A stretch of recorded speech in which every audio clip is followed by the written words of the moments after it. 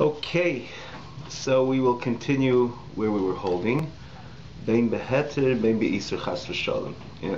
For that matter, when we finished last time the class, I don't think perhaps it was appropriate to stop over here, but because it seemed perhaps that after davening, for those of you who are watching the class, it seemed like after davening, the Beinani is able to arouse within his heart a taiva, a temptation and lust to any inyanim gashmim of elam hazeh, bein beheter bein beisur chas v'shalom. One might think that the Alter Rebbe is pointing out over here that as he demonstrates the enormous difference in the experience of the Beinani by davening opposed to the after davening, it could be indicative from the way we learned till now that after davening, additional to the taiva, chas v'shalom, he could fall through with that taiva, meaning that he could chas v'shalom transgress.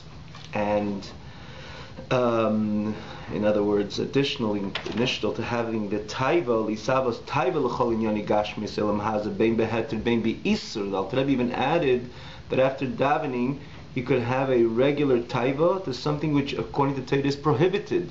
So it seems perhaps to connote that after davening he would be able to not only have the taiva, but maybe even go on with that taiva. Shall we know? And we said this numerous times, and we say this time and again, because just to understand who we're dealing with a Beinani, meaning that we're dealing with somebody who somebody who never transgresses, for someone who gives in to a taiva, someone gives into a temptation, and someone gives into a lust, starting with isur, something which Torah prohibits. He's called a rasha. We're dealing with a Beinani which never ever sins. He's never called a rasha even one moment in his life. But that Rebbe is basically an even heter, things which are permissible, things are permitted. It's not so simple, because to be overly indulgent in the permitted as well can be an isur based on what we learned in the previous chapters, and particularly, I mean, the difference between heter and isur. But in the end of the day, the heter, when it's something which is permissible and does not have a godly purpose, is also something which one should not go ahead with, again, as we elaborated in the previous chapters. But here, namely, what Alter Rebbe is trying to tell us, not chas v'shalom that the Beinani would go ahead with that taiva. He's telling us that somebody was just in love with HaKadosh Baruch Hu, someone was just praying, and the whole notion of prayers is that the Yid stands with a dveikus with HaKadosh Baruch Hu, with a complete attachment and cleaves to HaKadosh Baruch Hu. As we mentioned a few times, the whole experience of prayer is that a Yid gets close to HaKadosh Baruch Hu on intimate levels. As we elaborated in this chapter, in the previous classes, the whole idea of tefillah. So what Alter Rebbe is saying is after that, so he's basically in love with HaKadosh Baruch Hu. And as we said, someone who loves HaKadosh Baruch Hu cannot love something which is opposite than Elokus, opposite than God and godliness. Someone who's in love with HaKadosh Baruch Hu cannot experience any taiva to inyane isur, things which are antithetical to Elokus, and things, even beheter, things which are not aligned with godliness. So the Alter Rebbe is mechadash over here. He's telling us that after davening, it is possible that this individual, which is just in love with HaKadosh Baruch Hu, when he's done with davening, by the Beinani, the taiva, the covet, the lust, the temptation could come to the surface as if he never davened. As the Alter Rebbe calls, he never davened before. That he has a taiva to kol inyani gashmis elam hazeh, all physical matters, beheter, beisur, things which are permissible, and to the extent things are prohibited. But chas v'shalom, short of falling prey to those taivas, again, because he falls prey to the taivas, he's not called a Beinani, he's called a rasha. So what the chidush over here is that this experience of davening completely goes away when the Beinani is done with his davening. And the whole davening, basically, we learned in the previous classes, that this is really the experience of davening by the Beinani is a kind of a bonus. that in that time that he davens, because his heart, his inner kaichas are transformed to a lukus, to godliness, those times he is like a tzaddik. Again, we explained this in the previous classes. Why is there that similarity of the Beinani to the tzaddik in the time of davening? But we can understand, because the whole difference of the tzaddik and the Beinani, where is he careful more by his garments? In other words, he's careful in thought, speech, and action. That signal of the taiva, the signal of temptation, which the heart sends to the thought, speech, and action, to transgress chas v'shalom and ratzon Hashem, the Beinani is very careful not to allow that signal to come in. And on the leises and the tzaddah mitzvahs asay, in every opportunity to learn Torah, every opportunity to do a mitzvah, the Beinani will do that. Because the moment, again, the Beinani has a time that he can do a mitzvah or learn Torah, and he doesn't do that, even for a moment, he has the opportunity to learn Torah, and he doesn't learn Torah, he's called a rasha. So we're dealing with someone who's a Beinani. When you're dealing with a Beinani, he's completely shalem, he's complete with his machshava dibur u'maisa, which is thought, speech, and action. What is the difference of him and a tzaddik? A tzaddik has transformed the inner kaiches, his cognitive faculties, his emotional faculties, they're kulil Hashem. So when the Beinani has the experiences of davening, that exercise of davening in the life of the Beinani, that's where he is similar to the experience of the tzaddik. But in essence, he's not a tzaddik, and he's far from a tzaddik. And the biggest proof is when he's done with davening, he's able, that whole excitement of elokus, of God and godliness, is completely subsides, and he's able to arouse within his heart a reki ilulei yispal klal, as we emphasized as well the last class. The klal Alter Rebbe says that it's, on one hand, it's very discouraging, but in the same token, it helps us put things in perspective, that one does not fall in despair. When here he felt he was excited with God in the experience of davening, then he walks outside and he has this test and that nisayin, and that challenge and that obstacle, and he could think to himself, who's the real me? So in the end of the day, it's comforting, because the Alter Rebbe is really telling us that this is the new you. There's the you by davening, and there's the you after davening. So when it comes to the tzaddik is transformed, his inner koiches, his nefesh itself, while the Beinani is only in the three garments.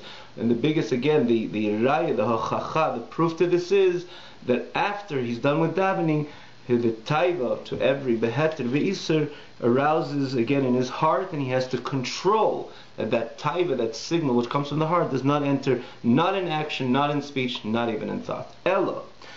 This is here where we're holding in the words el over here, l'shubedavar isor, and something which is clearly prohibited. It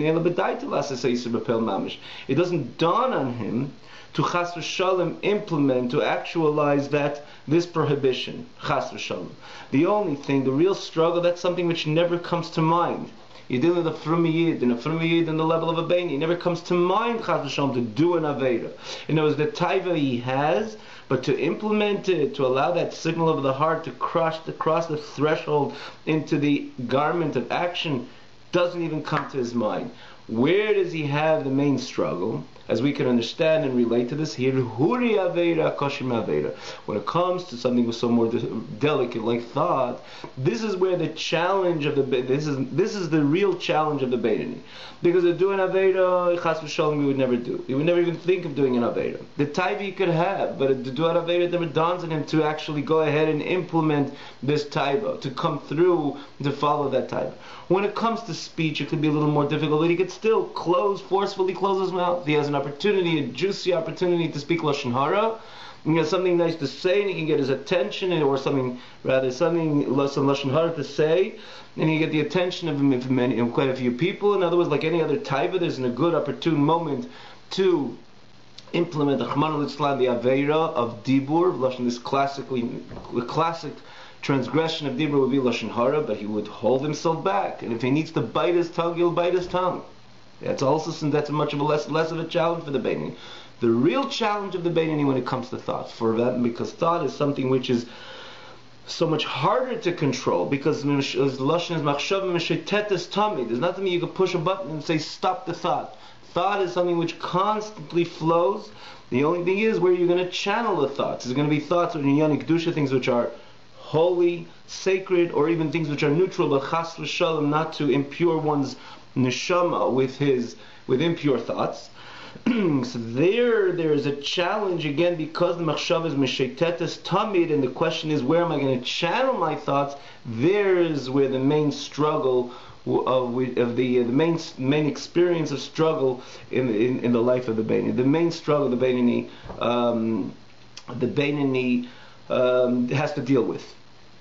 And the expression of Hiruri Aveda Koshma Aveda is really a Gemara, which the Alter Rebbe is really speaking about Hiruri Aveda, but as he speaks about the words, he says Hiruri Aveda, he tells us about the main struggle of the Beinoni, that it's all about Machshava, or namely Machshava. He quotes this Gemara which tells us Hiruri Aveda Koshmi Aveda, because one might think, there's no question that Torah tells us certain things we're not allowed to think about. In other words, certain things we're not allowed entertaining our minds in a way that would impurify our neshama. I know that, and I know this is the same Eibishter who tells us we're not supposed to do certain things, and the Eibishter that tells us not to speak certain things, it tells us we're not allowed entertaining our mind with certain things. Fine. But in the same token, when we could always feel a certain leniency, because in the end of the day, I'm not doing anything, and I'm not saying anything, I'm not harming anybody. There's certain thoughts which come up to my mind, and I allow it to go through. So the Alter Rebbe says, firstly, it's an Aveda. And when Chas v'Sholom and a Beinoni will allow those thoughts to willingly and deliberately allow those thoughts to enter into his conscious mind, and his continued thinking something, even though he notices that it's something which Torah says it's prohibited, it's a clear Aveda. It's a clear transgression, and they were dealing with a Beinoni, that a Beinoni is never a Rasha even one moment. Alter Rebbe says, all additional, one has to know that from a certain perspective and point of view, the impure thoughts, impurify the neshama in a sense even more than actual avedis. So in the world of Asiya, Dibur, Machshava, Asiya seems to be the worst than everything, worse than any other Avedas, simply because we live in an Olam HaMaisa, and the significant majority of Avedas are dealing with Maisa action, as opposed to the amount of Avedas we're dealing with thoughts are much less and much fewer than speech and action, and particularly in comparison to action, because again we're living in a world of Maisa, and therefore, namely, the significant majority of transgressions and the mitzvahs leisas are in the world of Maisa. But in the same token, one has to know that when you're dealing with the impurity of the neshama, and from a certain perspective and point of view, machshava, thought, impurifies the neshama even more than ma'aseh. Because in the end of the day, the machshava, the reason why it's so delicate is because it's so much closer to the core of the nefesh.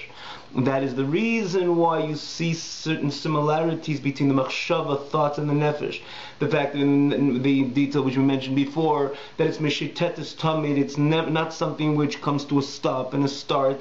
It's always flowing similar to the existence of the nefesh. There's never a stop to the nefesh. Dibur, which is more distant from the nefesh, it's a step lower, so it doesn't have that nitzchius, it doesn't have that constant flow like the nefesh isn't going to exist on a constant basis, and therefore there's an eisel daber eisel. There's a time when a person speaks and a time when a person is silent. Similarly, when it comes to action, there's a first time when the person could sit with his hands folded, and the time when the person goes ahead and does something, and the time when the person rests. And the reason is because it's even more distant than from the core of the nefesh. When it comes to machshava, the whole reason we find the similarities between the machshava and the nefesh, additionally we see a certain koyach, a potency in machshava or dibur, for example. A person could think in a few seconds, which it could take him a long time, in no comparison in the time a person has to express himself within speech, as much he has to take that same idea, that same developed idea, how long it took him to think about it. It could be literally a minute, a person 60 seconds, it could take him 2 hours to talk, and this which he thought in 60 seconds. Why so? Because the machshava is so much closer to the nefesh, so it has certain ideas which are very similar to the nefesh. That idea of the nitzchis, that eternity, or more so that koyach, that energy which the nefesh have, you find in machshava as well. And other similarities, we all know the koyach of machshava is so much different than dibur and ma'aseh. Hence, when a person chas v'shalom is maharer hirhuri aveda, things which are inappropriate. So in comparison to the bigger pictures we live in Elam HaMaisa, there's no question, and the significance we mentioned before, the significant Avedas and Leisas is the significant amount of Leisas are dealing with Maisa. And even so many more than Machshav is also Dibur. Because again, we're living in Elam HaMaisa, but if you're dealing of the impurification of the Neshama, Machshava, from a certain perspective and point of view, impurifies the Neshama even more than Maisa. And again, for this very reason, the Machshava is closer to the Nefesh, is more attached to the Nefesh. So Chas v'Shalom, if a person allows himself to think things which Torah says, do not think, and he deliberately allows himself, and even knowing, he realizes in an impure machshava, and he continues to think that machshava, he's impurifying his neshama even more than if he would do the aveda itself. That is the inner meaning of hirhuri aveda kosher aveda. So again, this you can say is Al Tereba brings this Gemara just to demonstrate the severity of chas v'shalom transgressing even in here, even in machshava. But getting back to the struggle of the Beinani, hirhuri aveda, there's where the Beinani has the greater struggle.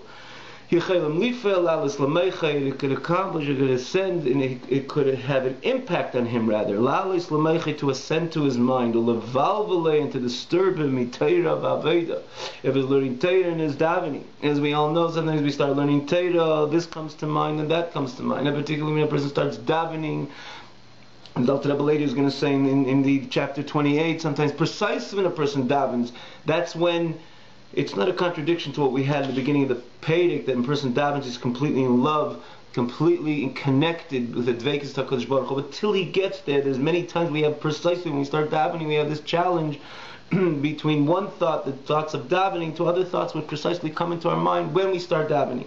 So this disturbs these hirhurim, and even not in time, Al Rebbe speaks about Torah V'Aveda, and generally the person's struggle to maintain a pure and clean garments is more reflected in the garment of machshava. So this is where Yechel and Lifel can have impact in him, to ascend to his mind, and to disturb him from his learning, disturb him from his davening. But Azal tells us there's 3 Avedas where man is not totally spared from these 3 Avedas on a daily basis. And when Al Rebbe says Ein Adam Nitzel Bahen, it's not that, it doesn't mean that Chas v'Shalom he deliberately must transgress these 3 Avedas. Ein Adam Nitzel Mehen means to say that he's on the verge, he has to make enormous, intense decision on such a frequent basis in order that these Avedas should never be implemented. This is the Pirush Edem Nitzel Mehen, because again, as we mentioned before, the person B'Payil is over, in actuality is over on these 3 Avedas, which Al Rebbe quotes over here 2 of the 3 Avedas, because they're both aligned one with each other, which is the Hirur Aveda and Hirur Aveda and Iyun Tefillah, which is the Hirur Aveda, which as we dealt with before, also the Iyun Tefillah. Every word of davening should be focused on. In other words, the entire Pirush Hamilos, or any Pirush, or any kavanah which a person has in his davening, to maintain that kavanah throughout the entire davening is an enormous challenge for the average yid, even for the Beinani. Even somebody who's so careful and maintains on a constant basis a holy thought, speech, and action, or a thought, speech, and action which is aligned with Ratzon Hashem, he also, the Gemara says, Adam, he is that Adam, even is a special Adam, he has that great challenge, Ein Nitzel Mehen, which is again B'chol Yom, every single day, and not only every single day, as we know it, the challenge could come up many times in one day. And then back to the Iyun Tefillah, every time we start davening, to maintain that kavanah from the beginning and davening till the end is an enormous challenge. So, but to clarify that when we say in Nitzel Mehen B'chol Yom Hirhuri Aveda, it doesn't mean Chas v'Shalom that every day the Beinani allows himself to think Hirhuri Aveda. If someone thinks Hirhuri Aveda deliberately, he's not a Beinani anymore. He's Rahman Islan, he's a Rasha. So therefore, the Nitzel Mehen means over here in this case, he's not something he could just close the door and says, I am Nitzel, I am saved, I am spared, like somebody has the Kayach not to speak in Yonah Lashon Hara. He closes his mouth, he's Nitzel. He's completely saved. It's not a problem. He's going to make sure never to transgress. He's going to have to fight with his hands. Even something he has a temptation, he will never go ahead and do it. So that's called nitzel. The door is closed. He's able to close the door and says, not coming in. His Avedis is never, in no form or fashion would he do we have to say by the other Avedis that he is ein nitzel. He closes the door. He has to close his mouth, and if he has to do it with greater force and intensity, he will do so. So therefore, he has that feeling of security, of atzala, of salvation from these Avedas. When it comes to Huri Aveda, the Gemara says not nitzel mehen. In this case, means to say that he's always challenged from these Avedas. That's pshat nitzel mehen. Because again, as we will see, and we mentioned again quite a few times, the moment he deliberately accepted, and he says, the Gemara says, Einam nitzel mehen. No, he's no more a beinoni. In this case, nitzel mehen means that he cannot just lock the door and say, no, they're not coming in, because machshava meshetetes tamid, and therefore he has this challenge on an ongoing basis, which is again the Hirei Aveda and the Iyun Tefillah. So how does he maintain, in other words, because he's a Beinoni, and a Beinoni doesn't transgress, even the machshavta, even in thought. So he says, how is he truly able to spare himself from this challenge? For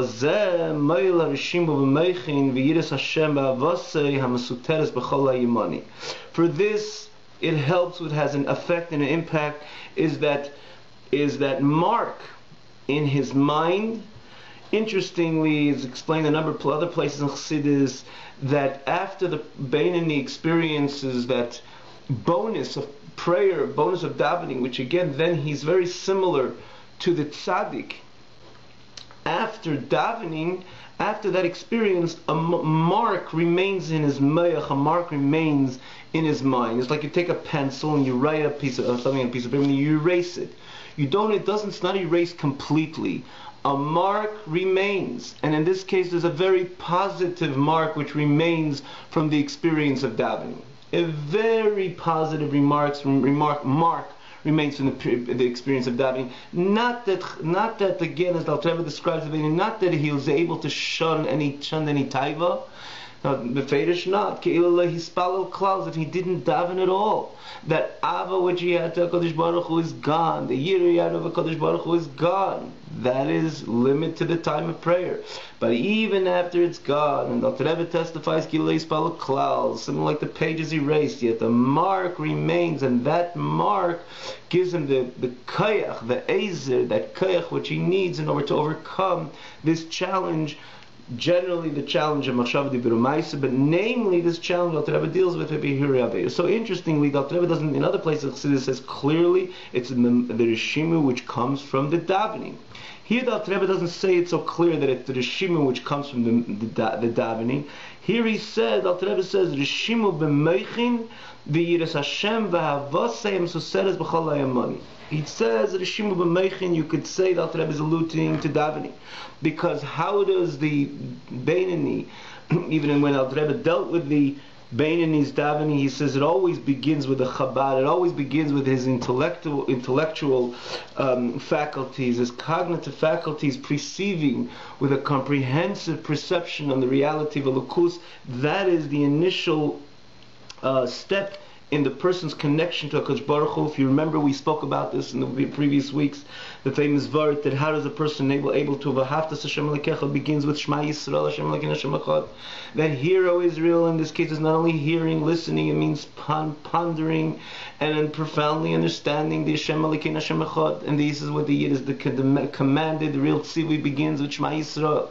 That he perceives this notion of Achdus Hashem in the most authentic manner possible, in the most genuine manner possible, with his mayach, with his chachma, his bina, and his das, with his wisdom, his intellect, and intelligence and understanding. He profoundly ponders in this reality of Elokus, that Hashem Elokeinu Hashem Echad. Consequently, and more so inevitably, it would lead to V'ahavtas Hashem Elokecha, that his midas, his feelings will be driven in the direction of Elokus. As we mentioned again, we spoke about why everything has to start with Chachma Bina Das, because ultimately what produces a midah, what produces a feeling, is when you understand something thoroughly.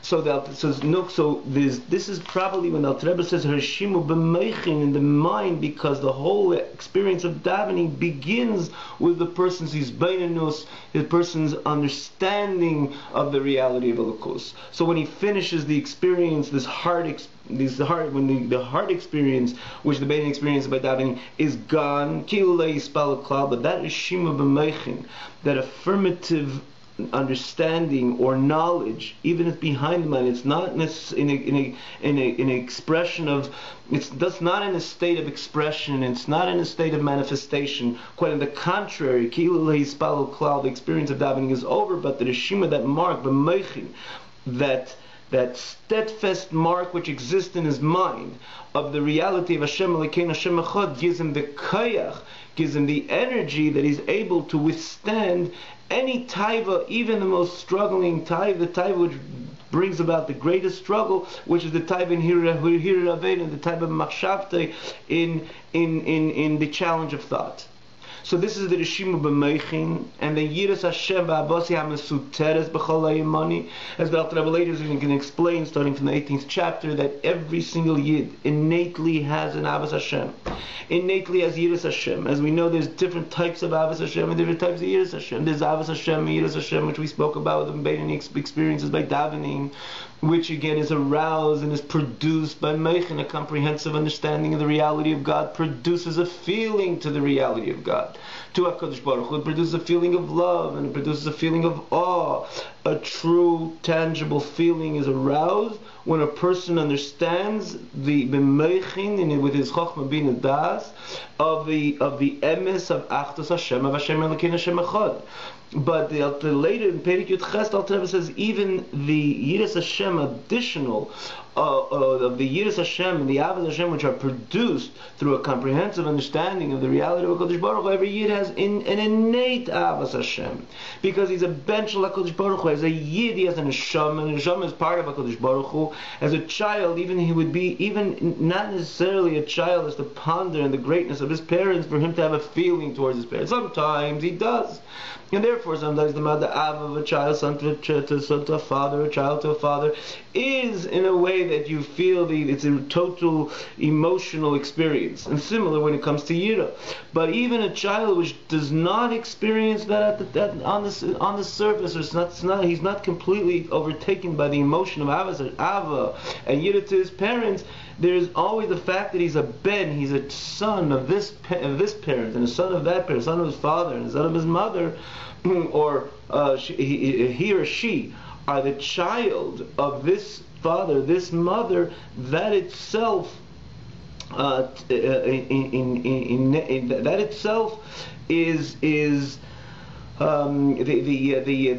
exists, and that itself tells us that deep down there is an inclination of this child precisely to his parents, which he doesn't have to anybody else in the world. It's because he stems from his parents, and because he stems from his parents, even though he's not overtaken by the emotional ava, sometimes he is, but we're dealing with times he doesn't, that it inevitably exists, even if it's not on the surface, like the Alter Rebbe uses lashon hamesuteres, it's hidden, but it's very deep, it's very profound, and namely it's inherent because he stems from this father and this mother. Similarly, every single Yid, because he has a chelik l'kami mal mamash, he has a part of Hashem within him, which is his neshama. So because of that, he has an innate avat HaKadosh Baruch Hu and an innate yirat HaKadosh Baruch Hu. So additional to the Rishima b'meichin, that mark which comes subsequent to davening, or as a result of that experience, a davening experience. And again, we're just going to point this out, the meichin, not necessarily in his heart, because that whole heart experience which experienced by davening is gone. But the meichin, that establishment, that affirmative establishment of Hashem Elokeinu Hashem Echad, that's one thing. And then he says the Yiras Hashem Abasi HaMesuteres, which is hidden b'chol ha'yimani. Again, hidden in this context means it's inherent, it's not on the surface, but it so profoundly exists deep down within every single Yid. The Chol ha'yimani, on the right side of his heart, as we mentioned a number of times. This is is where the Nefesh Elikis is stationed. This gives him the koyach, the energy, to strengthen himself and to be dominant on this evil, which it arouses with this temptation. That would not be able to cross the threshold of heart, not only to action but in speech, but in this case in thought, that it would not have any dominance of a rulership in the city. As remember, quite a few times we spoke about this, which Alter Rebbe mentions it clearly in, I believe, chapter 8 or 9 rather, where the Alter Rebbe uses the lashon of ear, that the person's body is like a city. Each one wants to capture the entire city. Each one of these two malachim, the two kings, want to capture the entire city. Which we're dealing with malachim, these monarchs. In this case, is the Yetzer Tov and Yetzer Hara. But in the life of the Beinoni, because of this determination which he has never to transgress the Ratzon Hashem, he makes sure that signal, that taiva, that temptation which arouses within the experience of the Beinoni post tefillah, after davening, should not have any rulership and should not have any dominance, be'ir, in the city, to come from a state of kech, potentiality, into action, which means it would not, that signal which comes from the heart will not cross that threshold, to invest in the limbs of the body. Even in his mind, to think willingly something which Torah says is prohibited. The Beinoni in the Nefesh Bahamis in the Shlita Mimshala does not have any dominance and does not have any rulership.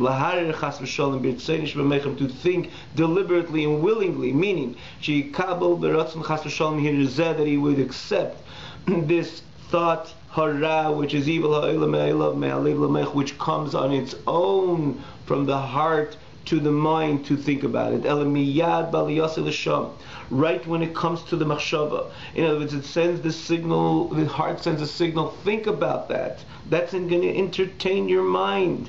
You'll feel good about it, but that's an animalistic good, an animalistic entertainment. But the life of the Beinoni, he makes sure miyad baliyes l'sham, right when it comes to his thought. And he notices this is something which Torah says, Torah dictates and says, no, you are not allowed to think these thoughts. What he does is he pushes away with both hands, and he turns his mind right away, and he turns his mind from this thought. And interesting, we mentioned this as well in the previous classes, the beautiful expression of Dr. Rebbe, and the message over here of Decheyu b'shtei yadayim, pushes away with two hands, because many times in the life, especially with the Frum Yid, that he knows that something is inappropriate, so he tries to push it away, but he has the two hands. One hand is saying come in, and the other hand is saying I'm a Frum Yid, I'm not allowed to think this, and I'll push it away. The Alter Rebbe uses the lashon Decheyu b'shtei yadayim. No, this is not coming in no form or fashion. With both hands he pushes it away. And Mesiach Daita, he makes sure that his mind will completely remove itself from that whole thought miyad shenizka shehirura, right away when he reminds himself this is something which Torah describes this as a inappropriate thought. And the moment he realizes that this is where it's going, he pushes it away with two hands. He doesn't accept this chas v'shalom willingly. You have even to think about this willingly, and much more so in the experience of the avodah of the Beinoni. Chas v'shalom, not only certainly not to think, or rather not to think, and how much more so certainly not to implement this thought, chas v'shalom, even to speak about it. Because when you think about something, Torah says not to think about willingly, deliberately, you're called a Rasha in that moment. And the Beinoni and a Rasha feels shachas la'elam. The Beinoni is not a Rasha even one moment, as we said in the beginning of this chapter. He is never a Rasha even one moment in his life. Have a great night. We'll look forward the next time around.